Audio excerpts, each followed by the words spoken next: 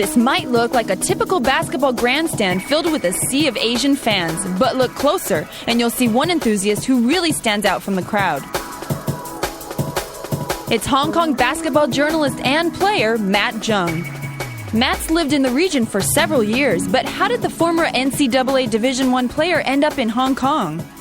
I graduated from Loyola in '97, Loyola Chicago.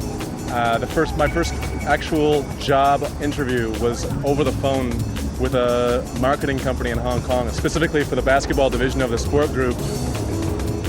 They were recruiting people to come over and work for events in Asia, and I thought, having a basketball background, it was kind of a perfect fit. Jung got the job and quickly began making his mark, becoming friends with many of the region's most influential basketball movers and shakers. He also found time to get to know the region's top players as well. So, what's wrong? What's wrong with your knee? I need an injury from Shanghai. Matt was in Asia for only a few years when an even more interesting opportunity arose. It was funny. I received a letter from the team leader at a university in Shanghai through a contact there. And this happens to be the number 2 university in terms of basketball in all of China. So it was an offer to come and learn Chinese at the university in exchange for my working out with the team and practicing.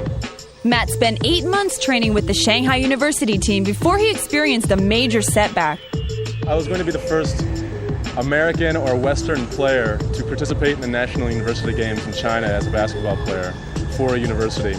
And I think it was going to be a landmark thing, and it was a deal that was in the works throughout my entire span there, and it just never got done, and it was really unfortunate.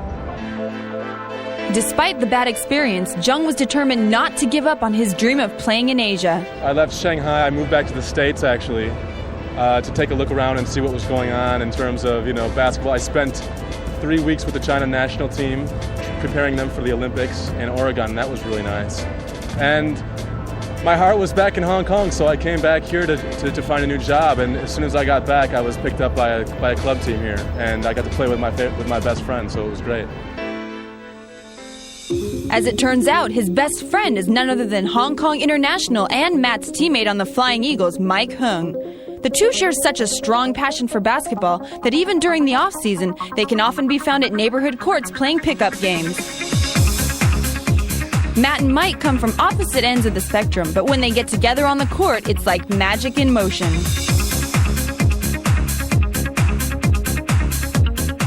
The unlikely pair also have plenty of good things to say about one another.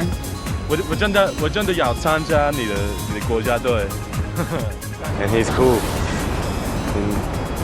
Teach him a lot about basketball and the music, the hip hop. We talk a lot, and we'll also go out and go shopping or listen music. He's my big brother. I think he's my big brother.